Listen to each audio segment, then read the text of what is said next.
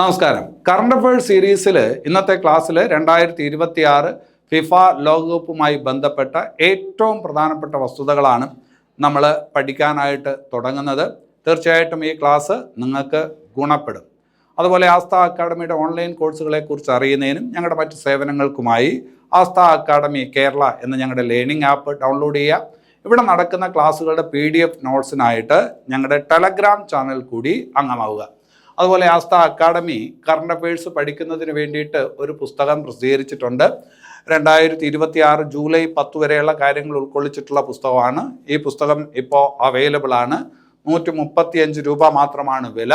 208 പേജാണ്. വളരെ പെട്ടെന്ന് പഠിച്ചു തീർക്കാൻ പറ്റുന്ന, കൃത്യമായും സിസ്റ്റമാറ്റിക് ആയിട്ടും പഠിച്ചു തീർക്കാൻ പറ്റുന്ന ഒരു പുസ്തകമാണ്. ഈ പുസ്തകം ഞാനാണ് തയ്യാറാക്കിയിട്ടുള്ളത്. അതുകൊണ്ട് ഈ പുസ്തകത്തെക്കുറിച്ച് കാര്യമായിട്ടും ധൈര്യമായിട്ടും ആത്മവിശ്വാസത്തോടെ എനിക്ക് സംസാരിക്കാനായിട്ട് പറ്റും. നിങ്ങൾ പഠിക്കാൻ തുടങ്ങുന്ന ഒരാളാണെങ്കിൽ തീർച്ചയായിട്ടും ഈ പുസ്തകം നിങ്ങൾക്ക് വർത്താവും. ആ രീതിയിലാണ് ഇതിനകത്ത് കറണ്ട് അഫയേഴ്സ് ഉൾക്കൊള്ളിച്ചിട്ടുള്ളത്. അപ്പോൾ പുതിയ സ്റ്റോക്ക് വന്നിട്ടുണ്ട്. ആവശ്യമുള്ളവർ ഈ കാണുന്ന നമ്പറിലോട്ട് എത്രയും പെട്ടെന്ന് വിളിക്കുക. ശരി, അപ്പോൾ നമുക്ക് ക്ലാസ്സിനകത്തോട്ട് വരാം. ഞാൻ അജി സുമേരു. ഏവർക്കും ആസ്ഥ അക്കാഡമിയുടെ യൂട്യൂബ് ചാനലിലേക്ക് സ്വാഗതം.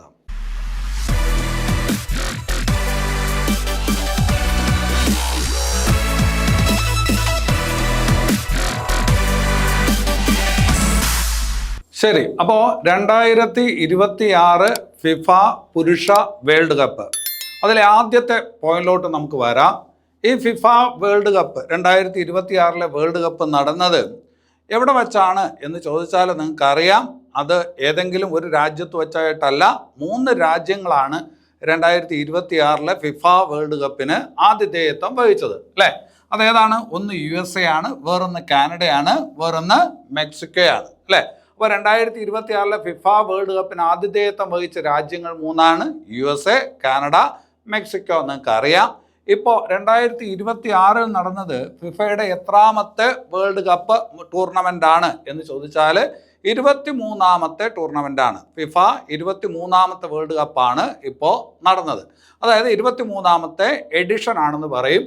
ഇപ്പോൾ 2026 ഫിഫ വേൾഡ് കപ്പിൽ എത്ര രാജ്യങ്ങളാണ് പങ്കെടുത്തത് എന്ന് ചോദിച്ചാൽ ഇതുവരെ നടന്നതിൽ ഏറ്റവും കൂടുതൽ രാജ്യങ്ങൾ, ടീമുകൾ പങ്കെടുത്ത ടൂർണമെൻ്റ് ആയിരുന്നു 2026 ടൂർണമെൻറ്റ്. 48 രാജ്യങ്ങളാണ് പങ്കെടുത്തത്. 12 ഗ്രൂപ്പ് ഉണ്ടായിരുന്നു. ഓരോ ഗ്രൂപ്പിലും 4 ടീം വെച്ച് അങ്ങനെ 48 രാജ്യങ്ങളാണ് ഇത്തവണ ഫിഫ വേൾഡ് കപ്പ് ടൂർണമെൻറ്റിൽ മത്സരിച്ചത്, അല്ലേ? അപ്പോൾ അത് 104 മത്സരങ്ങളാണ്. ഫൈനൽ വരെ 104 മത്സരങ്ങൾ, ഫൈനൽ ഉൾപ്പെടെ 104 മത്സരങ്ങളാണ് ഉണ്ടായിരുന്നത്. 48 രാജ്യങ്ങൾ, 104 മത്സരങ്ങൾ. എന്നാൽ 1930 ഈ പറഞ്ഞ വേൾഡ് കപ്പ് ആരംഭിക്കുന്നത്, അല്ലേ? ഫിഫ ലോകകപ്പ് എന്ന് പറയുന്നത് അന്ന് ആ പേരിലല്ല എങ്കിലും ആരംഭിക്കുന്നത് 1930 ആരംഭിക്കുന്ന സമയത്ത് എത്ര ടീമുകളാണ് പങ്കെടുത്തത് എന്ന് ചോദിച്ചാൽ 13 ടീമുകളാണ്. ഫിഫ ലോകകപ്പ് ആ പേരിലല്ലെങ്കിലും ആദ്യം ആരംഭിക്കുമ്പോൾ എത്ര രാജ്യങ്ങളാണ് പങ്കെടുത്തതെന്ന് ചോദിച്ചാൽ 13 രാജ്യങ്ങളാണ്. ആദ്യത്തെ വേൾഡ് കപ്പ് ഫുട്ബോൾ കിരീടം നേടിയ രാജ്യം ഏത് എന്ന് ചോദിച്ചാൽ നിങ്ങൾക്കറിയാം, ഉറുഗ്വേയാണ്, അല്ലേ? ആദ്യത്തെ വേൾഡ് കപ്പ് ഫുട്ബോൾ കിരീടം നേടിയ രാജ്യം എന്ന് പറയുന്നത് ഉറുഗ്വേയാണ്, അല്ലേ? ഇപ്പോഴാണ് നമ്മൾ എങ്ങനെ പറയുന്നത്? ഫിഫ വേൾഡ് കപ്പ് എന്ന് പറയുന്നത്, അല്ലേ? ആ വേൾഡ് കപ്പിൻ്റെ ഔദ്യോഗിക നാമം അങ്ങനെയാണ്, ഫിഫ വേൾഡ് കപ്പ് എന്ന് നമ്മൾ പറയും.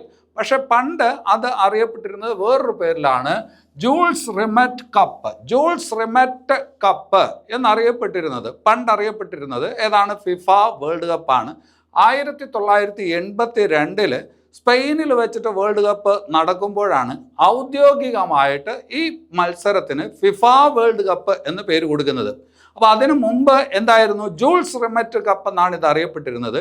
ശരിക്കും ഫിഫ വേൾഡ് കപ്പ് എന്നറിയപ്പെടാനായിട്ട് തുടങ്ങിയത് എന്ന് മുതലാണ് എന്ന് ചോദിച്ചാൽ 1982 മുതലാണ്. ഇനി അവിടെ നിങ്ങൾ മനസ്സിലാക്കേണ്ടത്, ഇതുവരെ 23 ടൂർണമെൻറ്റുകൾ നടന്നിട്ടുണ്ട്. ആ 23 ടൂർണമെൻറ്റിലും തിരഞ്ഞെടുക്കപ്പെട്ട, അതുപോലെ തന്നെ കളിക്കുകയും ചെയ്ത ടീം ഏത് എന്ന് ചോദിച്ചാൽ അതേതാണ്? ബ്രസീലാണ്. 23 ഫിഫ വേൾഡ് കപ്പ് മത്സരങ്ങളിലും പങ്കെടുത്ത യോഗ്യത നേടിയ ഒരേ ഒരു ടീമേ ഉള്ളൂ. അതേതാണ് എന്ന് ചോദിച്ചാൽ ബ്രസീലാണ്. ഏറ്റവും കൂടുതൽ തവണ ഫിഫ വേൾഡ് കപ്പ് നേടിയിരിക്കുന്നത് ഏത് രാജ്യമാണ്, ഏത് ടീമാണ് എന്ന് ചോദിച്ചാൽ നിങ്ങൾക്കറിയാം, അത് ബ്രസീലാണ്. ബ്രസീൽ 5 തവണ കിരീടം നേടിയിട്ടുണ്ട്. എത്ര തവണയാണ്? ബ്രസീൽ 5 തവണ കിരീടം നേടിയിട്ടുണ്ട്. തൊട്ടു പിറകിൽ 4 കിരീട നേട്ടങ്ങളുമായിട്ട് ഇറ്റലിയും ജർമ്മനിയും ഉണ്ട്. ഇറ്റലിക്ക് 4 തവണ കിരീടം കിട്ടിയിട്ടുണ്ട്. അതുപോലെ തന്നെ ജർമ്മനിക്ക് 4 തവണ ഫിഫ വേൾഡ് കപ്പ് ലഭിച്ചിട്ടുണ്ട്. 3 തവണ അർജന്റീനയ്ക്ക് ലഭിച്ചിട്ടുണ്ട്. 3 തവണ അർജന്റീനയ്ക്ക്. ഇപ്പോൾ സ്പെയിന് കിട്ടി. 2 തവണ നേടിയിട്ടുള്ള രാജ്യങ്ങളുണ്ട്. അതിലൊന്നാണ് സ്പെയിന്, അതിലൊന്നാണ് ഫ്രാൻസ്, അതിലൊന്നാണ് ഉറുഗ്വേ. ഇവരൊക്കെ 2 തവണ വീതം നേടി. ഏറ്റവും കൂടുതൽ തവണ ഫിഫ വേൾഡ് കപ്പ് നേടിയിട്ടുള്ള രാജ്യം ഏതെന്ന് ചോദിച്ചാൽ ബ്രസീലാണ്.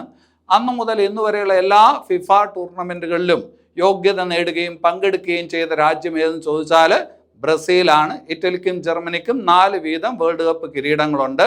അർജന്റീനയ്ക്ക് 3 വേൾഡ് കപ്പ് കിരീടമാണ് ഇതുവരെ ഉള്ളത്. എന്നാൽ പരീക്ഷയ്ക്ക് ചോദിക്കുന്നു, ഏറ്റവും കൂടുതൽ തവണ വേൾഡ് കപ്പിന്റെ ഫൈനലിൽ എത്തിയ ടീം ഏത്, രാജ്യം ഏത് എന്ന് ചോദിച്ചാൽ ജർമ്മനിയാണ്.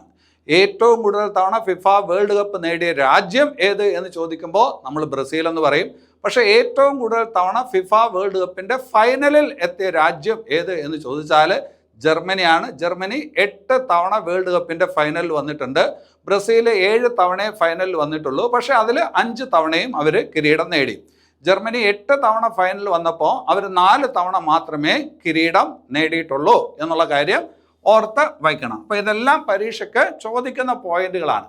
ഇനി അത് കഴിഞ്ഞിട്ട് 2026 FIFA world cup 2026 FIFA world കപ്പിന്റെ തീം സോങ് അല്ലെങ്കിൽ ഔദ്യോഗിക ഗാനം, തീം സോങ് എന്താണ് എന്ന് ചോദിച്ചാൽ അത് ഡായ് ഡായ് എന്ന് പറഞ്ഞ് തുടങ്ങുന്ന ഗാനമാണ്. ഡായ് ഡായ് അല്ലെങ്കിൽ ഡായ് ഡായ് എന്ന് പറഞ്ഞ് തുടങ്ങുന്ന ഗാനമാണ്.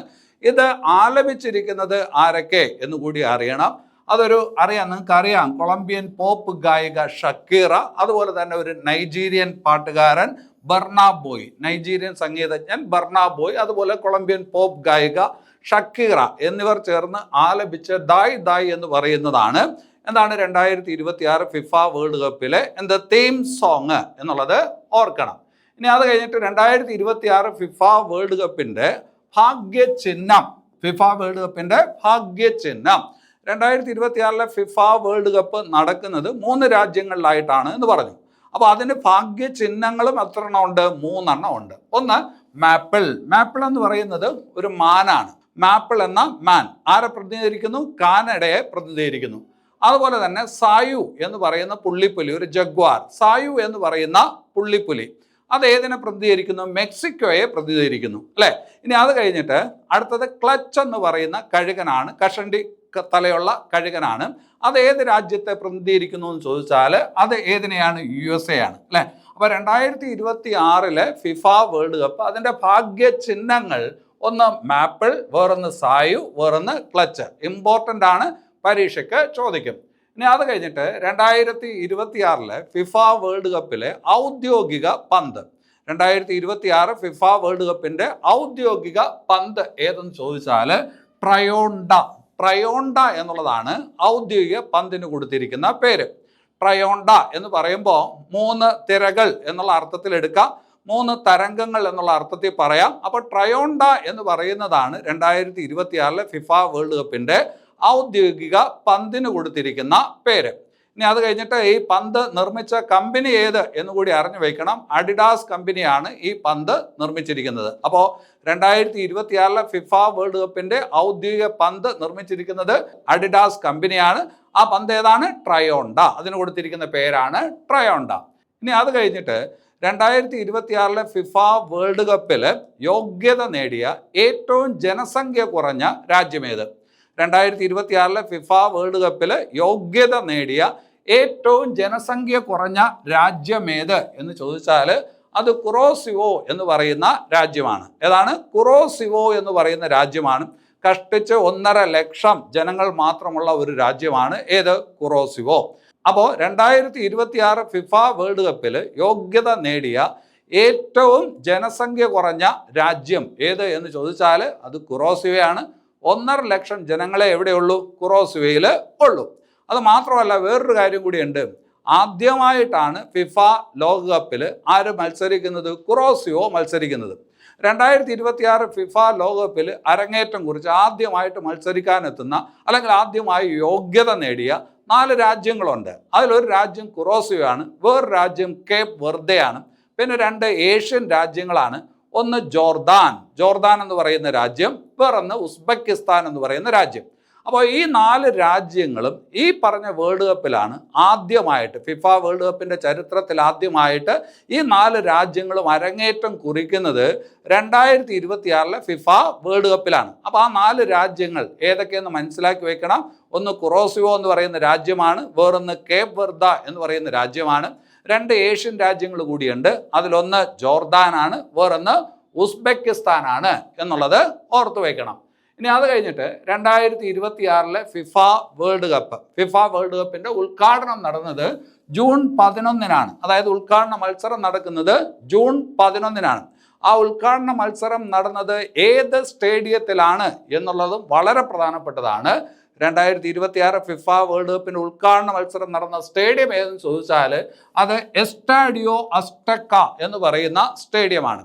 എസ്റ്റാഡിയോ അസ്ടെക് എന്ന് പറയുന്ന സ്റ്റേഡിയം എവിടെയാണ് എന്ന് ചോദിച്ചാൽ അത് മെക്സിക്കോയിലാണ്. മെക്സിക്കോയിലെ എസ്റ്റാഡിയോ അസ്റ്റാക്ക എന്ന് പറയുന്ന സ്റ്റേഡിയത്തിലാണ് 2026 ഫിഫ വേൾഡ് കപ്പ് മത്സരങ്ങളുടെ ഉദ്ഘാടനം നടന്നത്.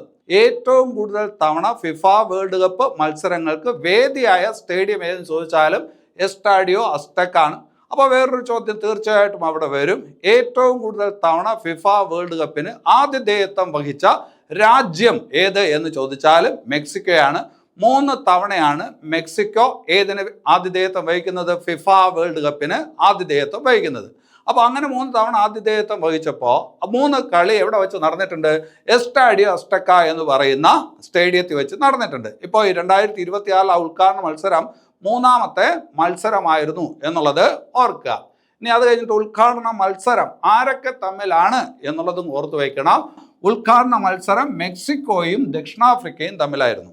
2026 ഫിഫ വേൾഡ് കപ്പിൻ്റെ ഉദ്ഘാടന മത്സരം എസ്റ്റാഡിയോ അസ്ടെക്കയിൽ വെച്ച് നടന്നു. ഉദ്ഘാടന മത്സരം ഏതൊക്കെ രാജ്യങ്ങൾ തമ്മിലായിരുന്നു എന്ന് ചോദിച്ചാൽ മെക്സിക്കോയും ദക്ഷിണാഫ്രിക്കയും തമ്മിലായിരുന്നു എന്നുള്ളത് മനസ്സിലാക്കി വെക്കണം. ഉദ്ഘാടന മത്സരത്തിൽ തന്നെ ആദ്യത്തെ ഗോളും പിറന്നു. ആ ഗോൾ അടിച്ചത് മെക്സിക്കോക്കാരനാണ്. ആരാണ്? യുലിയൻ കിനോനസ് എന്ന് പറയുന്ന മെക്സിക്കൻ കളിക്കാരനാണ് ആദ്യത്തെ ഗോൾ നേടിയത്. അപ്പോൾ 2026 ഫിഫ വേൾഡ് കപ്പ് ഉദ്ഘാടന മത്സരം ജൂൺ 11-ന് എസ്റ്റാഡിയോ അസ്ടെക്ക എന്ന് പറയുന്ന സ്റ്റേഡിയത്തിൽ വെച്ചിട്ടാണ് മെക്സിക്കോയും ദക്ഷിണാഫ്രിക്കയും തമ്മിലായിരുന്നു ഉദ്ഘാടന മത്സരം നടന്നത്. ഉദ്ഘാടന മത്സരത്തിൽ ആദ്യ ഗോൾ അല്ലെങ്കിൽ 2026 ഫിഫ വേൾഡ് കപ്പിലെ ആദ്യത്തെ ഗോൾ നേടിയത് ആര് എന്ന് ചോദിച്ചാൽ യൂലിയൻ കിനോനസ് എന്ന് പറയുന്ന മെക്സിക്കൻ സ്ട്രൈക്കറാണ് എന്നുള്ളത് ഓർത്ത് വയ്ക്കുക. ഇനി അത് കഴിഞ്ഞിട്ട് 2026 ഫിഫ വേൾഡ് കപ്പിൽ യോഗ്യത നേടിയ ഏറ്റവും ജനസംഖ്യ കുറഞ്ഞ രാജ്യം ഏത് എന്ന് ഞാൻ കുറച്ച് നേരത്തെ പറഞ്ഞു. അത് കുറോസിയോയാണ്. പക്ഷേ 2026 ഫിഫ വേൾഡ് കപ്പിൻ്റെ നോക്കൗട്ടിൽ പ്രവേശിച്ച ഏറ്റവും ജനസംഖ്യ കുറഞ്ഞ രാജ്യം ഏത് എന്ന് ചോദിച്ചാൽ കേപ്പ് വെർദ. അതേസമയം കുറോസിയോ നോക്കൗട്ട് ഘട്ടം കഴിഞ്ഞില്ല. അതായത് ഗ്രൂപ്പ് മത്സരങ്ങളിൽ തന്നെ പുറത്തായി. ഗ്രൂപ്പ് മത്സരങ്ങളിൽ ജയിച്ചാൽ മാത്രമാണ് എവിടോട്ട് എത്താൻ പറ്റുക? നോക്കൗട്ടിലോട്ട് എത്താൻ പറ്റുക. അപ്പോൾ നോക്കൗട്ട് മത്സരങ്ങളിലോട്ട് എത്തിയ ഏറ്റവും ജനസംഖ്യ കുറഞ്ഞ രാജ്യം ഏതെന്ന് ചോദിച്ചാൽ കേപ്പ് വെർദയാണ്. കേപ്പ് വെർദ എന്ന് പറയുമ്പോൾ ഏകദേശം 5 ലക്ഷം മാത്രം ജനസംഖ്യയുള്ള രാജ്യമാണ്. കുറോസിയോ എന്ന് പറയുമ്പോൾ 1.5 ലക്ഷം മാത്രം ജനസംഖ്യയുള്ള രാജ്യമാണ്. അപ്പോൾ ഈ ലോകകപ്പിൽ പങ്കെടുത്ത ഏറ്റവും ജനസംഖ്യ കുറഞ്ഞ രാജ്യം ഏതെന്ന് ചോദിച്ചാൽ അത് കുറോസിയോയാണ്. പക്ഷേ ഈ ലോകകപ്പിൽ നോക്കൗട്ട് സ്റ്റേജിലോട്ട് പ്രവേശിച്ച ഏറ്റവും ജനസംഖ്യ കുറഞ്ഞ രാജ്യം ഏതെന്ന് ചോദിച്ചാൽ കേപ്പ് വെർദയാണ് എന്നുള്ളത് ഓർക്കുക. സ്പെയിനിനോട് സമനില പിടിച്ച രാജ്യമാണ്. അർജന്റീനയോട് പൊരുതി തോറ്റ രാജ്യമാണ്, ടീമാണ് ഏത്? Cape Verde. കേപ്പ് വെർദയെ കുറിച്ച് പറയുമ്പോൾ അവിടെ 40 വയസ്സുള്ള ഒരു ഗോളി ഉണ്ടായിരുന്നു. ആ ഗോളി വല്ലാതെ ഒരു മാധ്യമ ശ്രദ്ധയും ലോക ശ്രദ്ധയും ഒക്കെ നേടിയിരുന്നു. ആ ഗോളിയുടെ പേര് കൂടി ഒന്ന് ഓർത്തു വയ്ക്കുക, ഒസീഞ്ഞോ. ആരാണ്? ഒസീഞ്ഞോ. കേപ്പ് വെർദയുടെ ഗോളിയായിരുന്നു. ഒരുപാട് നല്ല പ്രകടനങ്ങൾ, കളി മുഹൂർത്തങ്ങളൊക്കെ സമ്മാനിച്ച വ്യക്തിയാണ്, ഗോൾ കീപ്പറാണ്. ആരാണ്? ഒസീഞ്ഞോ. ഒന്ന് ശ്രദ്ധിച്ചു വയ്ക്കുക. അപ്പോൾ കേപ്പ് വെർദയും ഒസീഞ്ഞയും മനസ്സിൽ വേണം. ഇനി അത് കഴിഞ്ഞിട്ട് 2026 ഫിഫ വേൾഡ് കപ്പിൽ ഇടം പിടിച്ച യോഗ്യത നേടിയ ഒരു രാജ്യമാണ് ഖത്തർ. ആ ഖത്തർ ടീമിൽ അംഗമായിരുന്ന മലയാളി ആരാണ്? 2026 ഫിഫ വേൾഡ് കപ്പിൽ ഖത്തർ ടീമിൽ അംഗമായിരുന്ന മലയാളി. ആദ്യമായിട്ടാണ് ഒരു മലയാളി ഫിഫ വേൾഡ് കപ്പിന് യോഗ്യത നേടുന്ന ഒരു ടീമിൽ ഉൾപ്പെടുന്നത്. ആരാണ് മലയാളി എന്നുള്ളതാണ് ചോദ്യം. അത് തഹസിൻ മുഹമ്മദ് ആണ്. ആരാണ്? തഹസിൻ മുഹമ്മദ്. കണ്ണൂരുകാരനാണ്, തലശ്ശേരിക്കാരനാണ്. 2026 ഫിഫ വേൾഡ് കപ്പിൽ യോഗ്യത നേടിയ ടീമിൽ ഉൾപ്പെട്ട ആദ്യത്തെ മലയാളി ആര് എന്ന് ചോദിച്ചാൽ അത് തഹസിൻ മുഹമ്മദ് ആണ്. അദ്ദേഹം ഖത്തർ ടീമിലായിരുന്നു എന്നുള്ളതൊന്ന് മനസ്സിലാക്കി വെക്കുക. വളരെ ഇമ്പോർട്ടൻ്റ് ആണ്, പരീക്ഷയ്ക്ക് ചോദിക്കുന്ന ഒരു പോയിന്റാണ്. ഇനി അത് കഴിഞ്ഞിട്ട് 2026 ഫിഫ വേൾഡ് കപ്പിൽ പങ്കെടുത്ത ഏറ്റവും പ്രായം കൂടിയ കളിക്കാരൻ ആരാണ്?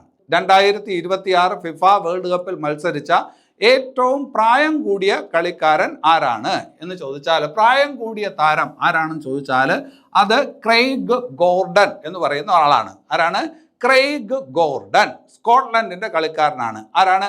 Craig Gordon. അപ്പോൾ 2026 ഫിഫ വേൾഡ് കപ്പ് അതിൽ പങ്കെടുത്ത ഏറ്റവും പ്രായം കൂടിയ താരം ആരെന്ന് ചോദിച്ചാൽ സ്കോട്ട്ലൻഡിന്റെ ആരാണ്? ക്രെയ്ഗ് ഗോർഡൻ ആണ് എന്നുള്ളത് ഓർത്തു വയ്ക്കുക. ഇനി അത് കഴിഞ്ഞിട്ട് 2026 ഫിഫ വേൾഡ് കപ്പ് അതിൽ മത്സരിച്ച ഏറ്റവും പ്രായം കുറഞ്ഞ താരം ആര്? ഏറ്റവും പ്രായം കുറഞ്ഞ താരം ആരെന്ന് ചോദിച്ചാൽ ഗിൽബർട്ടോ മോറയാണ്. ആരാണ്? ഗിൽബർട്ടോ മോറയാണ് ഏറ്റവും പ്രായം കുറഞ്ഞ താരം. മെക്സിക്കോയുടെ താരമാണ് ഗിൽബർട്ടോ മോറ, അല്ലെ? അപ്പോൾ 2026 ഫിഫ വേൾഡ് കപ്പിൽ പങ്കെടുത്ത അല്ലെങ്കിൽ അതിൽ കളിച്ച ഏറ്റവും പ്രായം കൂടിയ താരം ക്രെയ്ഗ് ഗോർഡൻ, ഏറ്റവും പ്രായം കുറഞ്ഞ താരം ഗിൽബർട്ടോ മോറ, അല്ലെ? നിങ്ങൾ യാമിൽ യമാൽ എന്ന് എഴുതാൻ സാധ്യതയുണ്ട്. അല്ല, അതാരാണ്? ഗിൽബർട്ടോ മോറ. പയ്യന് 17 വയസ്സേ ഉള്ളൂ. അതേസമയം യമാലിന് 18 വയസ്സുണ്ട്. അപ്പോൾ അതുകൊണ്ട് ഗിൽബർട്ടോ മോറയാണ് അവിടുത്തെ ഉത്തരം. ക്രെയ്ഗ് ഗോർഡന് 43 വയസ്സാണ്. ക്രിസ്ത്യാനോ റൊണാൾഡോയ്ക്ക് 41 വയസ്സാണ്. മെസ്സിക്ക് 39 വയസ്സാണ്. 2026 ഫിഫ വേൾഡ് കപ്പ് കളിക്കുമ്പോൾ ക്രെയ്ഗ് ഗോർഡന് 43 വയസ്സാണ്. ക്രിസ്ത്യാനോ റൊണാൾഡോയ്ക്ക് 41 വയസ്സാണ്. അതേസമയം മെസ്സിക്ക് 39 വയസ്സാണ്. 40 വയസ്സിൽ കൂടുതൽ പ്രായമുള്ള 8 കളിക്കാർ ഇത്തവണത്തെ ഈ പറഞ്ഞ ഫിഫ വേൾഡ് കപ്പ് കളിച്ചിട്ടുണ്ട്. അപ്പം അത് ഓർക്കണം, അതൊന്ന് ഓർത്ത് വെച്ചാൽ മതി. ക്രെയ്ഗ് ഗോർഡനും ഗിൽബർട്ടോ മോറയും. ഇനി അത് കഴിഞ്ഞിട്ട് ഫിഫ വേൾഡ് കപ്പിൽ, അതായത് ഫിഫയുടെ വ്യത്യസ്തമായിട്ടുള്ള 6 ടൂർണമെൻറ്റുകളിലും ഗോൾ നേടുന്ന ആദ്യ താരം, ഫിഫയുടെ വ്യത്യസ്തമായിട്ടുള്ള 6 ടൂർണമെൻറ്റുകളിലും ഗോൾ നേടുന്ന ആദ്യ താരം ആരെന്ന് ചോദിച്ചാൽ ക്രിസ്ത്യാനോ റൊണാൾഡോയാണ്. 2006, 2010, 2014, 18, 22, 26 അങ്ങനെ ഫിഫയുടെ വ്യത്യസ്തമായിട്ടുള്ള 6 ടൂർണമെൻറ്റുകളിലും ഗോൾ നേടിയ ആദ്യ താരം ആര് എന്ന് ചോദിച്ചാൽ അതാരാണ്? ക്രിസ്ത്യാനോ റൊണാൾഡോയാണ്. അപ്പോൾ ആ ബഹുമതി ആർക്കാണ്? ക്രിസ്ത്യാനോയ്ക്കാണ്. പോർട്ടുഗലിന്റെ താരമാണ് ക്രിസ്ത്യാനോ റൊണാൾഡോ എന്ന് നിങ്ങൾക്ക് അറിയാം.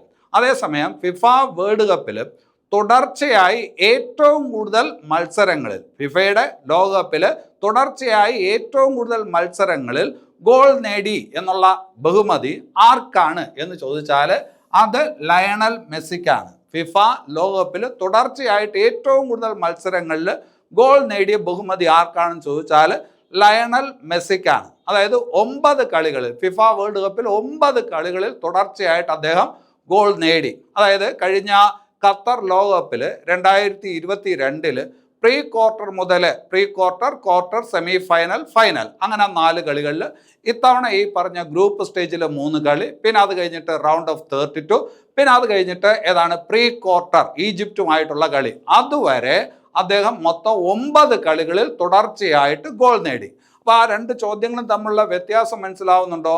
6 വ്യത്യസ്ത ഫിഫ ടൂർണമെൻറ്റുകളിൽ ഗോൾ നേടിയ ആദ്യ താരം ആണ് ക്രിസ്ത്യാനോ റൊണാൾഡോ. അതേസമയം ഫിഫ ലോകകപ്പിൽ തുടർച്ചയായിട്ട് 9 മത്സരങ്ങളിൽ ഗോൾ നേടിയ താരം ആര് എന്ന് ചോദിച്ചാൽ അതാരാണ്? ലയണൽ മെസ്സിയാണ്. ശരി, ഇനി അത് കഴിഞ്ഞിട്ട് വേറൊരു പേര് പരിചയപ്പെടാം, ഗില്ലർമോ ഒച്ചാവോ. ആരാണ് ഗില്ലർമോ ഒച്ചാവോ എന്ന് ചോദിച്ചാൽ മെക്സിക്കോയുടെ ഗോൾ കീപ്പർ ആയിരുന്നു ആര്? ഗില്ലർമോ ഒച്ചാവോ.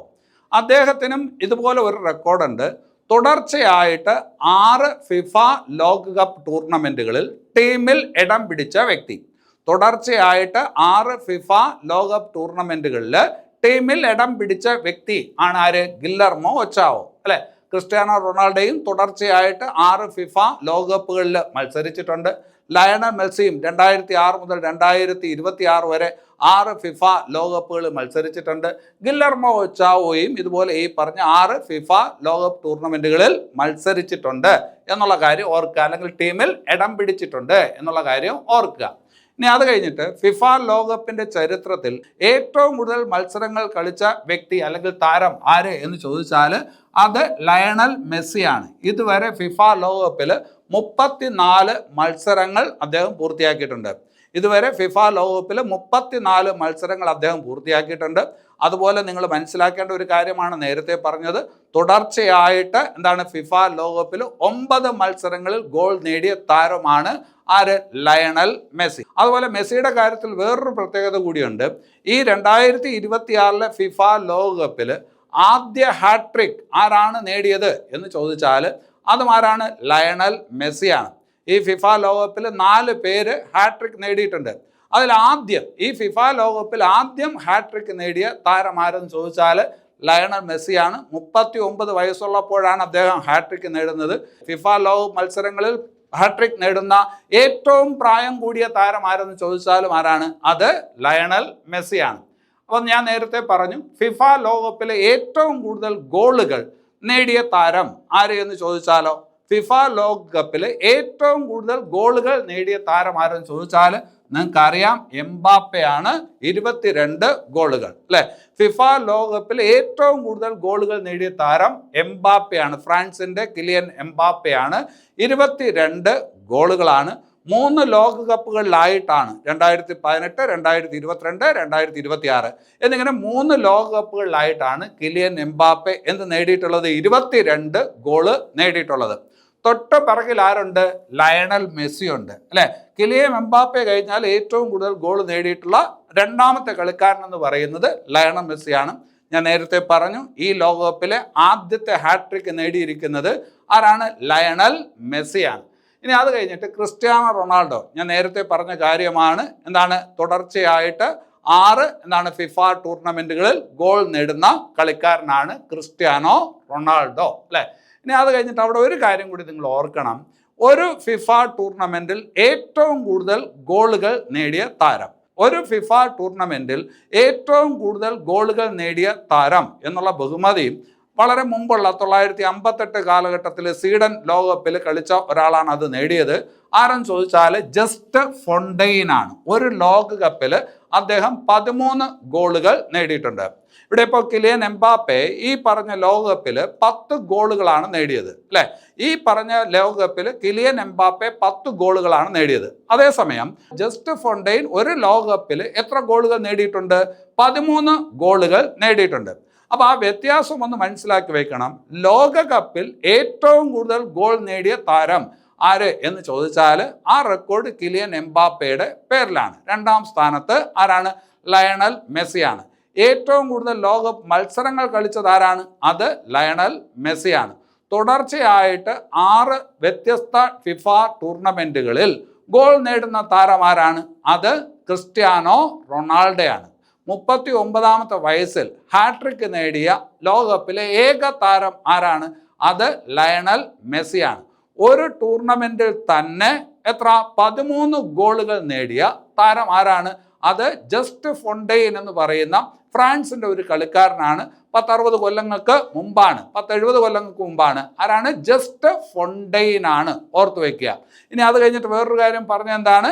തുടർച്ചയായിട്ട് ലോകകപ്പ് മത്സരങ്ങളിൽ ഏറ്റവും കൂടുതൽ മത്സരങ്ങളിൽ ഗോൾ നേടിയ കളിക്കാരനാണ് ലയണൽ മെസ്സി. 9 മത്സരങ്ങൾ അല്ലെ. അപ്പൊ അത്രയും ഓർത്തു വയ്ക്കുക. ഇനി അത് കഴിഞ്ഞിട്ട് ഫിഫ ലോകകപ്പിൽ ഗോൾ നേടിയ ഏറ്റവും പ്രായം കൂടിയ കളിക്കാരൻ ആരാണ്? ഫിഫ ലോകകപ്പിൽ ഗോൾ നേടിയ ഏറ്റവും പ്രായം കൂടിയ കളിക്കാരൻ ആരെന്ന് ചോദിച്ചാൽ റോജർ മില്ലയാണ്. റോജർ മില്ല കാമറൂണിന്റെ കളിക്കാരനാണ്.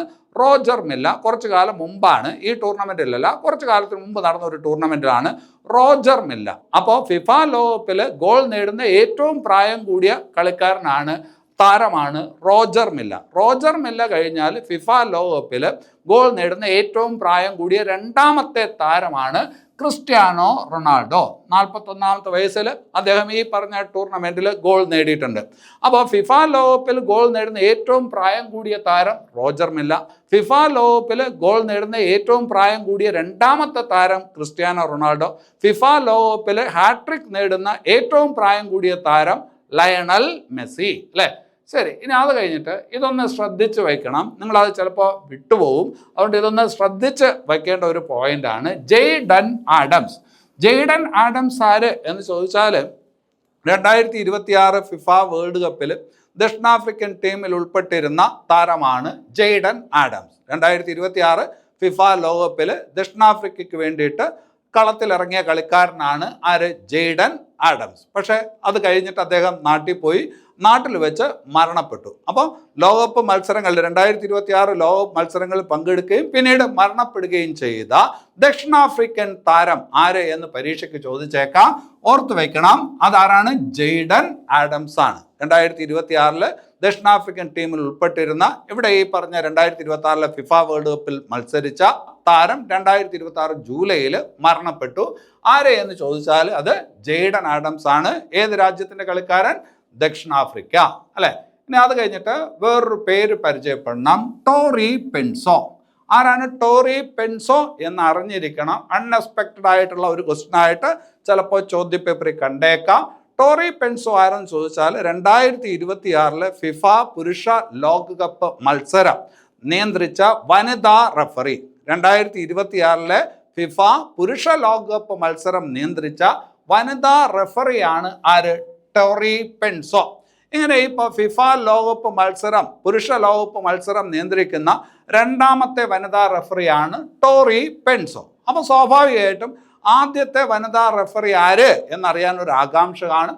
ഫിഫ ലോകകപ്പ് പുരുഷ മത്സരങ്ങൾ നിയന്ത്രിച്ച ആദ്യത്തെ വനിതാ റഫറി 2022 ഖത്തർ വേൾഡ് കപ്പിലാണ്. ആരെന്ന് ചോദിച്ചാൽ സ്റ്റെഫാനി ഫ്രപ്പാർട്ടാണ്. ആരാണ്? സ്റ്റെഫാനി ഫ്രപ്പാർട്ട്. ഫ്രാൻസിന്റെ റഫറിയാണ്, ഫ്രാൻസുകാരിയാണ് സ്റ്റെഫാനി ഫ്രപ്പാർട്ട്. ഇതിപ്പോൾ ടോറി പെൻസോ എന്ന് പറയുന്നത് അമേരിക്കക്കാരിയാണ്, USA കാരിയാണ്. ആര്? ടോറി പെൻസോ. അപ്പോൾ 2026 ഫിഫ വേൾഡ് കപ്പ് പുരുഷ മത്സരങ്ങൾ നിയന്ത്രിച്ച വനിതാ റഫറി ആര് എന്ന് ചോദിച്ചാൽ ടോറി പെൻസോ. ഫിഫ ലോകകപ്പ് മത്സരം നിയന്ത്രിക്കുന്ന രണ്ടാമത്തെ വനിതാ റഫറിയാണ്. ആദ്യത്തെ വനിതാ റഫറി ഖത്തർ വേൾഡ് കപ്പിൽ മത്സരം നിയന്ത്രിച്ച സ്റ്റെഫാനി ഫ്രപ്പാർട്ടാണ് എന്ന് ഓർക്കുക. ഇനി അത് കഴിഞ്ഞിട്ട് 2026 ഫിഫ വേൾഡ് കപ്പ് ഫൈനൽ, അല്ലെ? 2026 ഫിഫ വേൾഡ് കപ്പ് ഫൈനൽ, അതിന് വേദിയായത് ഏത് സ്റ്റേഡിയമാണ് എന്ന് ഓർക്കണം, അല്ലെ? അപ്പോൾ നമ്മൾ ആദ്യം പറഞ്ഞ ഉദ്ഘാടന മത്സരം, ആദ്യത്തെ മത്സരം നടന്നത് ആസ്ടെക് സ്റ്റേഡിയമാണ് മെക്സിക്കോയിലെ. അതേസമയം ഫിഫ വേൾഡ് കപ്പ് ഫൈനൽ മത്സരം ഏത് സ്റ്റേഡിയത്തിലാണ് നടന്നതെന്ന് ചോദിച്ചാൽ met life stadium. Met life stadium അല്ലെങ്കിൽ ന്യൂ ജേഴ്സി സ്റ്റേഡിയം എന്നും പറയും. മെറ്റ് ലൈഫ് സ്റ്റേഡിയം അല്ലെങ്കിൽ new jersey stadium. New jersey ഒരു സ്ഥലത്തിൻ്റെ കൂടെ പേരാണ്. അമേരിക്കയിൽ ഒരു സ്ഥലമാണ് ഏത്? New jersey. അപ്പോൾ 2026 ഫിഫ വേൾഡ് കപ്പ് ഫൈനൽ മത്സരത്തിന് വേദിയായ സ്റ്റേഡിയം ഏതെന്ന് ചോദിച്ചാൽ met life stadium. Met life stadium എവിടെയാണ്? അമേരിക്കയിലാണ്, അല്ലെ? ഫൈനൽ മത്സരം നടന്നത് ജൂലൈ 19 അല്ലെ? ജൂൺ 11 മത്സരങ്ങൾ ആരംഭിച്ചു. 2026 ജൂൺ 11 ഫിഫ വേൾഡ് കപ്പ് ആരംഭിച്ചു. അതിന്റെ ഫൈനൽ മത്സരം നടക്കുന്നത് ജൂലൈ 19 അതായത് 104ാമത്തെ മത്സരം. ഈ വേൾഡ് കപ്പിൽ മൊത്തം 104 മത്സരങ്ങൾ ഉണ്ടായിരുന്നു. അതിൽ ഏറ്റവും ഒടുവിലത്തെ മത്സരം 104ാമത്തെ മത്സരമായിരുന്നു, ഫൈനൽ, അല്ലെ? അത് നടന്നത് ജൂലൈ 19. ഇനി അത് കഴിഞ്ഞിട്ട് 2026 ഫിഫ വേൾഡ് കപ്പ് ജേതാക്കൾ ആര് എന്ന് നിങ്ങൾക്ക് അറിയാം. സ്പെയിനാണ്. ഒറ്റ ഗോളിനാണ് സ്പെയിൻ ജയിച്ചത്. എതിരില്ലാത്ത ഒരൊറ്റ ഗോളിന് അർജന്റീനയെ പരാജയപ്പെടുത്തിക്കൊണ്ട് സ്പെയിൻ എന്തായി? ജേതാക്കളായി. ഇത് രണ്ടാമത്തെ തവണയാണ് സ്പെയിൻ ലോകകപ്പ് കിരീടം നേടുന്നത്. നേരത്തെ 2010 ലോകകപ്പ് കിരീടം നേടിയത്. അതിനുശേഷം ഇപ്പോൾ 2026 സ്പെയിന് രണ്ടാമത്തെ ലോകകപ്പ് കിരീടം നമ്മുടെ ഭാഷയിൽ പറഞ്ഞാൽ തൂക്കി, അല്ലെ? അപ്പോൾ അത് സ്പെയിനാണ് ജേതാവ്, സ്പെയിനാണ്. അപ്പോൾ ഒരു ഗോളിനാണ് ജയിച്ചത്. ആ ഗോൾ നേടിയ കളിക്കാരൻ ആരെന്ന് നോക്കിക്കോണം. Ferran Torres. കളിയുടെ ഈ പറഞ്ഞ അധിക സമയത്ത് 106ാം മിനിറ്റിൽ ഫെറാൻ ടോറസ് ആണ് ആ ഒരു ഗോൾ നേടിയേക്കുന്നത്. അപ്പോൾ 2026 ഫിഫ വേൾഡ് കപ്പ് ജേതാക്കൾ ആര് എന്ന് നിങ്ങൾക്ക് അറിയാം. സ്പെയിനാണ്. ഒറ്റ ഗോളിനാണ് ജയിച്ചത്. ആ ഗോൾ നേടിയ സ്പെയിൻ്റെ കളിക്കാരൻ ആരെന്ന് ചോദിച്ചാൽ ഫെറാൻ ടോറസ് ആണ്. ഇനി അവിടെ ഒരു കാര്യം കൂടി മനസ്സിലായിക്കോണം. സ്പെയിനിന്റെ ക്യാപ്റ്റൻ ആരായിരുന്നു? സ്പെയിനിന്റെ ക്യാപ്റ്റൻ, ലോകകപ്പ് കിരീടം നേടിയ സ്പെയിനിന്റെ ക്യാപ്റ്റൻ ആരെന്ന് ചോദിച്ചാൽ റോഡ്രി ആണ്. അവരുടെ മിഡ്ഫീൽഡർ റോഡ്രി ആണ് സ്പെയിനിന്റെ ക്യാപ്റ്റൻ, അല്ലെ? അപ്പൊ 2026 ഫിഫ വേൾഡ് കപ്പ് ജേതാക്കൾ സ്പെയിനാണ്. സ്പെയിന് വേണ്ടിയിട്ട് ആ വിജയ ഗോൾ നേടിയത് ഫെറാൻ ടോറസ് ആണ്. അതിന്റെ ക്യാപ്റ്റൻ റോഡ്രി ആണ് എന്നുള്ളത് ഓർക്കുക. ഇനി അത് കഴിഞ്ഞിട്ട് ഈ മത്സരം അല്പം വിവാദമായിട്ടുള്ള മത്സരമാണ്, അല്ലെ? അത്ര നല്ല മത്സരമൊന്നും ആയിരുന്നില്ല. അർജന്റീനയുടെ ഭാഗത്തു നിന്ന് നല്ലൊരു സമീപനമല്ല, അതായത് നമ്മൾ സ്പോർട്സ്മാൻ സ്പിരിറ്റ് എന്ന് പറയും, അത് അർജന്റീന ടീം കാണിച്ചില്ല എന്നുള്ളത് വ്യക്തമാണ്, അല്ലെ? അവിടെ ഒരു ചുവപ്പ് കാർഡ് കിട്ടി, ഒരു അർജന്റീനൻ കളിക്കാരന് ചുവപ്പ് കാർഡ് കിട്ടി. ആ ചുവപ്പ് കാർഡ് കിട്ടി അദ്ദേഹം പുറത്തുപോയി. ആരാണ് ആ കളിക്കാരൻ എന്ന് ചോദിച്ചേക്കാം. Enzo Fernandez. എൻസോ ഫെർണാണ്ടസ് മികച്ച ഒരു കളിക്കാരനാണ്. 2022 ഖത്തർ ലോകകപ്പില് ഏറ്റവും മികച്ച യുവതാരത്തിനുള്ള പുരസ്കാരം നേടിയ കളിക്കാരനാണ്. പക്ഷെ 2026 ആയപ്പോൾ സ്വഭാവം മാറി. 2026 ഫിഫ ലോകകപ്പ് ഫൈനലില് സ്പെയിനുമായിട്ടുള്ള മത്സരത്തിൽ ചുവപ്പ് കാർഡ് കിട്ടി പുറത്തുപോയ അർജന്റീനൻ താരം ആരെന്ന് ചോദിച്ചാൽ എൻസോ ഫെർണാണ്ടസ് ആണ് എന്ന് പറയണം. അപ്പൊ ഫെറാൻ ടോറസ് പ്രധാനമാണ്, റോഡ്രി പ്രധാനമാണ്, എൻസോ ഫെർണാണ്ടസ് പ്രധാനമാണ്. ഇനി അത് കഴിഞ്ഞിട്ട് സ്പെയിൻ ലോകകപ്പ് ജേതാക്കളായി. അതിൻ്റെ പിന്നിൽ എന്തായാലും ഒരു പരിശീലകൻ ഉണ്ടായിരിക്കും, അല്ലെ? ആ പരിശീലകൻ ആര് എന്ന് ചോദിച്ചാൽ ലൂയിസ് ഡി ലാ ഫിയന്തയാണ്. ആരാണ്? സ്പെയിൻ ടീമിന്റെ പരിശീലകൻ Luis de la ഫിയന്ത. Luis de la ഫിയന്തയാണ് ആരുടെ ഈ പരിശീലകൻ അല്ലെങ്കിൽ കോച്ച്? അത് സ്പെയിനിന്റെ കോച്ച്. ക്യാപ്റ്റൻ റോഡ്രി ആണ് എന്നുള്ളത് ഓർക്കണം. അതുപോലെ അർജന്റീനൻ ടീമിന്റെ കോച്ച് ആരാണ് എന്ന് നിങ്ങൾക്ക് അറിയാം, ലയണൽ സ്കലോണി. Lionel Scaloni. എന്നാൽ അർജന്റീനൻ ടീമിന്റെ ക്യാപ്റ്റൻ ആരെന്ന് ചോദിച്ചാൽ അത് നിങ്ങൾക്ക് അറിയാം, ലയണൽ മെസ്സിയാണ്. ഒന്ന് ഓർത്തു വയ്ക്കണം. ഇനി അത് കഴിഞ്ഞിട്ട് ഫൈനൽ മത്സരത്തിൽ പ്ലെയർ ഓഫ് ദി മാച്ച് ആയിട്ട് തിരഞ്ഞെടുക്കപ്പെട്ടത് ആരാണ്? ഫൈനൽ മത്സരത്തിൽ പ്ലെയർ ഓഫ് ദി മാച്ച് ആയിട്ട് തിരഞ്ഞെടുക്കപ്പെട്ടത് ആരെന്ന് ചോദിച്ചാൽ അത് ഫെറാൻ ടോറസ് ആണ്, അല്ലെ? അപ്പൊ 2026 ഫിഫ വേൾഡ് കപ്പ് ഫൈനൽ മത്സരം, അതിൽ പ്ലെയർ ഓഫ് ദി മാച്ച് ആയിട്ട് തിരഞ്ഞെടുക്കപ്പെട്ടത് ഫെറാൻ ടോറസ് ആണ് എന്നുള്ളത് ഓർത്ത് വയ്ക്കണം, മാറിപ്പോകരുത്. ഫെറാൻ ടോറസ് ആണ്, അദ്ദേഹമാണ് വിജയ ഗോൾ നേടിയത്, അല്ലെ? ഇനി അത് കഴിഞ്ഞിട്ട് FIFA world cup. FIFA world cup കഴിയുമ്പോൾ മികച്ച കളിക്കാരനുള്ള പുരസ്കാരം നൽകും. അതിന് നമ്മൾ പറയുന്നത് ഗോൾഡൻ ബോൾ അവാർഡ് എന്നാണ്. എന്താണ് ഗോൾഡൻ ബോൾ പുരസ്കാരം? അപ്പോൾ 2026 ഫിഫ വേൾഡ് കപ്പിൽ മികച്ച കളിക്കാരനുള്ള ഗോൾഡൻ ബോൾ പുരസ്കാരം ആർക്കാണ് ലഭിച്ചത് എന്ന് ചോദിച്ചാൽ സ്പെയിനിന്റെ ക്യാപ്റ്റൻ ആയിട്ടുള്ള റോഡ്രിക്കാണ്. സ്പെയിനിന്റെ ക്യാപ്റ്റൻ ആയിട്ടുള്ള റോഡ്രിക്കാണ് ഗോൾഡൻ ബോൾ പുരസ്കാരം ലഭിക്കുന്നത്. ഈ ഗോൾഡൻ ബോൾ എന്ന് പറയുന്നത് പോലെ സിൽവർ ബോൾ ഉണ്ട്, അതുപോലെ തന്നെ ബ്രോൺസ് ബോളും ഉണ്ട്.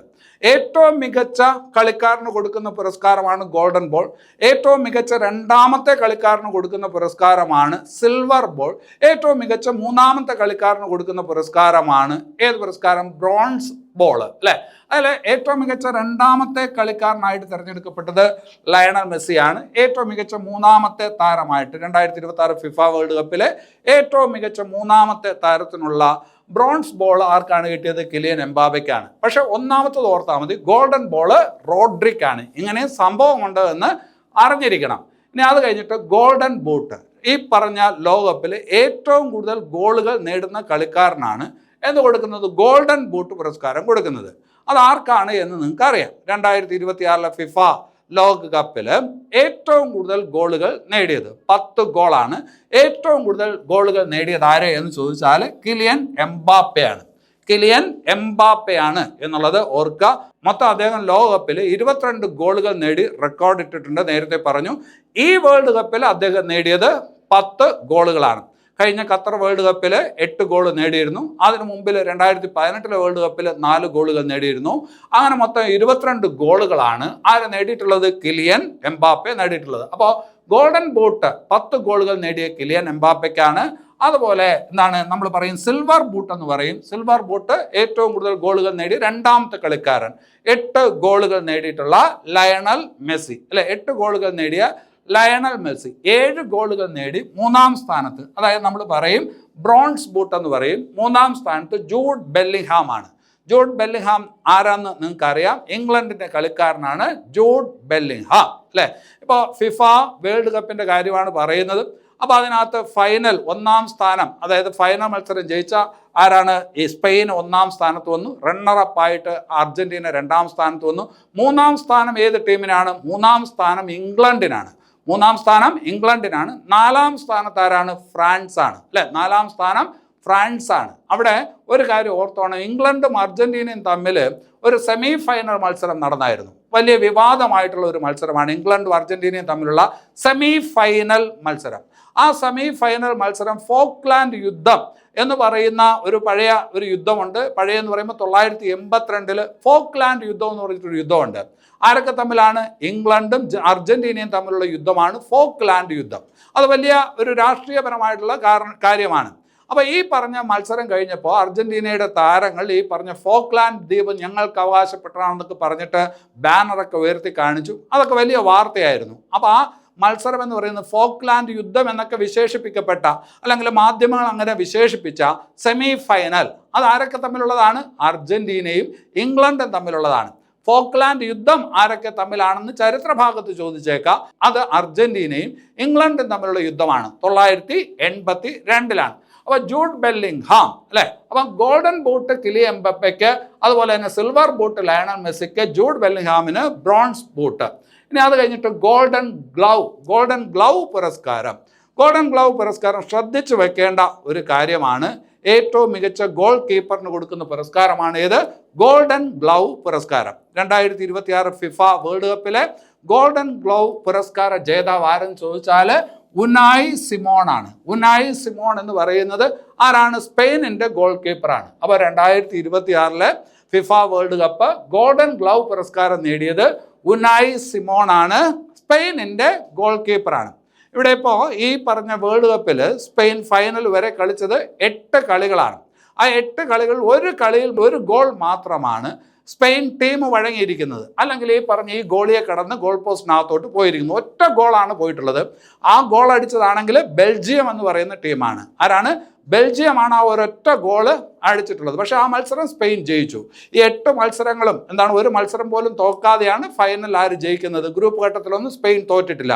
ഒരു കളി പോലും തോക്കാതെയാണ് ഫൈനൽ മത്സരത്തിൽ ആര് ജയിക്കുന്നത്? ഈ സ്പെയിൻ ടീം ജയിക്കുന്നത്. അപ്പോൾ അതിൻ്റെ ഗോളിയാണ് ഉനായ് സിമോൺ. അപ്പോൾ നിങ്ങളൊന്ന് ആലോചിച്ച് നോക്ക്, 8 മത്സരങ്ങൾ ഒരു ടീം കളിച്ചു. ആ പറഞ്ഞ ടീമിൻ്റെ ഗോൾ പോസ്റ്റിലോട്ട് ഒരൊറ്റ ഗോൾ മാത്രമേ പോയിട്ടുള്ളൂ. അപ്പോൾ ആ ഗോളി ആര് എന്ന് ശ്രദ്ധിക്കില്ലേ? ആരാണ്? ഉനായ് സിമോൺ ആണ്. ആ പറഞ്ഞ സ്പെയിനിൻ്റെ ഗോൾ പോസ്റ്റിലോട്ട് ഒരു ഗോൾ എങ്കിലും അടിച്ചിട്ടുള്ള ഒരു ടീം ഏതെന്ന് ചോദിച്ചാൽ അത് ബെൽജിയമാണ്. പക്ഷേ ബെൽജിയം ആ മത്സരത്തിൽ തോറ്റു. ഇനി അത് കഴിഞ്ഞിട്ട് 2026 ഫിഫ വേൾഡ് കപ്പ് മികച്ച യുവതാരമായിട്ട് തിരഞ്ഞെടുക്കപ്പെട്ടത് ആരാണ്? ഒരുപാട് ചർച്ച ചെയ്യപ്പെട്ട, ഒരുപാട് ശ്രദ്ധിക്കപ്പെട്ട ഒരു കൗമാര താരമാണ്, യുവതാരമാണ് പൗ കുബാർസി. പൗ കുബാർസി അല്ലെങ്കിൽ പൗ കുബാർസി എന്ന് പറയും. മികച്ച യുവതാരം 2026 ഫിഫ വേൾഡ് കപ്പിലെ മികച്ച യുവതാരമായിട്ട് തിരഞ്ഞെടുക്കപ്പെട്ടത് സ്പെയിനിൻ്റെ കളിക്കാരനാണ്, ഡിഫൻഡറാണ്, പൗ കുബാർസിയാണ്. ആരാണ്? പൗ കുബാർസിയാണ്. ശ്രദ്ധിച്ചു വയ്ക്കണം, ഇത് ചോദിക്കാൻ കൊള്ളാവുന്ന ചോദ്യമാണ്. ഇനി അത് കഴിഞ്ഞിട്ട് 2026 ഫിഫ വേൾഡ് കപ്പിൽ പുതിയ ഒരു ഈ പറഞ്ഞ കാര്യം കൊണ്ടുവന്നു. ഹൈഡ്രേഷൻ ബ്രേക്ക് എന്ന് പറയും. ഹൈഡ്രേഷൻ ബ്രേക്ക്, അല്ലേ? ഇപ്പം നമുക്കറിയാം ഫുട്ബോൾ എന്ന മത്സരം എന്ന് പറയുമ്പോൾ 90 മിനിറ്റുള്ള കളിയാണ്. 45 മിനിറ്റ് ആദ്യ പകുതി, 45 മിനിറ്റ് രണ്ടാമത്തെ പകുതി. അതിൽ ഈ പറഞ്ഞ ഓരോ പകുതിയിലും 22 മിനിറ്റ് കഴിയുമ്പോൾ 3 മിനിറ്റ് ഈ താരങ്ങളുടെ സുരക്ഷയ്ക്ക് വേണ്ടിയിട്ട് ഹൈഡ്രേഷൻ ബ്രേക്ക് എന്ന് പറഞ്ഞിട്ട് ഒരു ഇടവേള നിർബന്ധമായിട്ടും കൊടുത്തു. എല്ലാ കളികളിലും കൊടുത്തു. ഇതിനു മുമ്പ് ഒരു ഫിഫ ലോകകപ്പ് മത്സരങ്ങളിലും അങ്ങനെ ഒരു പരിപാടിയില്ല. അപ്പോൾ ഈ പറഞ്ഞ ഫിഫ ലോകകപ്പ് മത്സരത്തിലാണ് ആദ്യമായിട്ട് ഈ പറഞ്ഞ 22 മിനിറ്റ് കഴിയുമ്പോൾ 3 മിനിറ്റ് ഇടവേളയുള്ള ഹൈഡ്രേഷൻ ബ്രേക്ക് എന്ന് പറയുന്ന ആ സമ്പ്രദായം കൊണ്ടുവന്നത് എന്നുള്ളത് ഓർക്കുക. ഹൈഡ്രേഷൻ ബ്രേക്ക് ഈ 2026 ഫിഫ വേൾഡ് കപ്പിലാണ് ആദ്യമായിട്ട് കൊണ്ടുവരുന്നത്. ഇനി അത് കഴിഞ്ഞിട്ട് അടുത്തൊരു ഭാഗത്തോട്ട് വരാം. 2026 ഫിഫ പുരുഷ വേൾഡ് കപ്പ് കഴിഞ്ഞു. ഇനി അത് കഴിഞ്ഞിട്ട് 2027 ഫിഫ വനിതാ ലോകകപ്പാണ് നടക്കുന്നത്. 2027 ഫിഫ വനിതാ ലോകകപ്പ് നടക്കുന്നത് എവിടെ വച്ചാണ് എന്ന് ചോദിച്ചാൽ ബ്രസീലിൽ വച്ചിട്ടാണ്. 2027 ഫിഫ വനിതാ ലോകകപ്പ് ബ്രസീലിൽ വെച്ചിട്ടാണ് നടക്കുന്നത്. ഇതിനു മുമ്പ് ഈ പറഞ്ഞ തൊട്ട് മുമ്പത്തെ ഫിഫ വനിതാ ലോകകപ്പ് നേടിയതും സ്പെയിനാണ് അല്ലേ. ഇപ്പോൾ 2026 പുരുഷ വേൾഡ് കപ്പ് നേടിയത് സ്പെയിനാണ്. അതിന് തൊട്ട് മുമ്പ് 4 കൊല്ലത്തിന് മുമ്പ് ഫിഫ വനിതാ ലോകകപ്പ് നടന്നപ്പോൾ കിരീടം നേടിയതും സ്പെയിനാണ് എന്നുള്ളത് ഓർത്തു വയ്ക്കുക. 2030 ഫിഫ പുരുഷ ലോകകപ്പിൻ്റെ വേദി 2030 അതായത് അടുത്ത ഫിഫ വേൾഡ് കപ്പിൻ്റെ പുരുഷ വേൾഡ് കപ്പിൻ്റെ വേദി എന്ന് പറയുമ്പോൾ അത് 3 രാജ്യങ്ങളിലായിട്ടാണ് നടക്കുന്നത്. ഒന്ന് മൊറോക്കോ, വേറൊന്ന് പോർട്ടുഗൽ, വേറൊന്ന് സ്പെയിൻ. മൊറോക്കോ, പോർട്ടുഗൽ, സ്പെയിൻ എന്നീ 3 രാജ്യങ്ങളിലായിട്ടാണ് 2030 ഫിഫ വേൾഡ് കപ്പ് നടക്കാനായിട്ട് പോകുന്നത്. ഇനി അത് കഴിഞ്ഞിട്ട് ഒരു കാര്യം കൂടി മനസ്സിലാക്കി വെക്കണം, അതറിയാതെ പോകരുത്. 2026 ഫിഫ വേൾഡ് കപ്പ് നടന്നു അല്ലെ. എന്തായാലും കാര്യമായ രീതിയിൽ തന്നെ അത് സംഘടിപ്പിക്കപ്പെട്ടു. ഫിഫയുടെ ഇപ്പോഴത്തെ പ്രസിഡന്റ് ആര് എന്ന് ചോദിച്ചാൽ ജിയാനി ഇൻഫാന്റിനോ. ജിയാനി ഇൻഫാന്റിനോ ആണ് ഫിഫയുടെ ഇപ്പോഴത്തെ പ്രസിഡന്റ്. ജിയാനി ഇൻഫാന്റിനോ ഫിഫയുടെ പ്രസിഡന്റ്. ഫിഫ രൂപീകരിച്ചത് എന്നാണ് 1904 ഫിഫ എന്ന് പറയുന്ന ഫുട്ബോൾ സംഘടന രൂപീകരിക്കപ്പെടുന്നത് 1904 ഫിഫ രൂപീകരിക്കപ്പെടുന്നത് എവിടെ വച്ചാണ് എന്ന് ചോദിച്ചാൽ പാരീസിൽ വെച്ചിട്ടാണ്. 1904 പാരീസിൽ വെച്ചിട്ടാണ് ഫിഫ എന്ന് പറയുന്ന ഈ സംഘടന രൂപീകരിക്കപ്പെട്ടത്. ഫിഫയുടെ പൂർണ്ണ രൂപം നോക്ക്, federation international de football association. French വാക്കാണ്. Federation international de football association എന്നുള്ളതാണ് ഫിഫയുടെ പൂർണ്ണ രൂപം. അതാണ് പറഞ്ഞത് 1904 പാരീസിൽ വെച്ചിട്ടാണ് ഫിഫ എന്ത് ചെയ്തത്, രൂപീകരിക്കപ്പെട്ടത്. പക്ഷെ നിങ്ങൾക്കറിയാം ഫിഫയുടെ ഇപ്പോഴത്തെ ആസ്ഥാനം എവിടെയാണ്? സൂറിച്ചാണ്. ഫിഫയുടെ ഇപ്പോഴത്തെ ആസ്ഥാനം എവിടെയാണ്? സൂറിച്ചാണ് അല്ലെ. ഇതൊരിക്കൽ കൂടി പറയണമെന്നുണ്ട്, പക്ഷെ 2 തവണ പറഞ്ഞാൽ ഒരുപാട് സമയം നീണ്ടുപോകും. ഞാൻ വളരെ ഫാസ്റ്റായിട്ടാണ് പറഞ്ഞതെന്ന് എനിക്കറിയാം. കാര്യങ്ങളൊക്കെ നിങ്ങളുടെ മുമ്പിൽ അവതരിപ്പിക്കുക എന്നുള്ളത് മാത്രമാണ്. ഈ കാര്യങ്ങളൊക്കെ നിങ്ങൾക്കും അറിയാവുന്നതാണ്. അപ്പോൾ പോയിന്റുകളൊന്നും വിട്ടുപോകാതെ പറയാനായിട്ട് ശ്രമിച്ചിട്ടുണ്ട്. അപ്പോൾ ഈ ക്ലാസ് നിങ്ങൾക്ക് ഇഷ്ടപ്പെട്ടതാണ് എങ്കിൽ, ഇഷ്ടപ്പെട്ടു അല്ലെങ്കിൽ ഉപകാരപ്പെട്ടു എങ്കിൽ തീർച്ചയായിട്ടും ലൈക്ക് ചെയ്യണം, കമൻറ്റ് ചെയ്യണം, പ്രോത്സാഹിപ്പിക്കണം. നിങ്ങളുടെ പ്രോത്സാഹനമൊക്കെ ഉണ്ടെങ്കിൽ മാത്രമേ ഇങ്ങനെയുള്ള ക്ലാസ്സുകൾ ചെയ്യാനുള്ള ഊർജ്ജം ഞങ്ങൾക്ക് ലഭിക്കുകയുള്ളൂ. അപ്പോൾ അതുണ്ടാകും എന്ന് പ്രതീക്ഷിച്ചുകൊണ്ട് നിർത്തുന്നു. അടുത്ത ക്ലാസ് വീണ്ടും കാണാം. എല്ലാവർക്കും നല്ലത് വരട്ടെ. നന്ദി.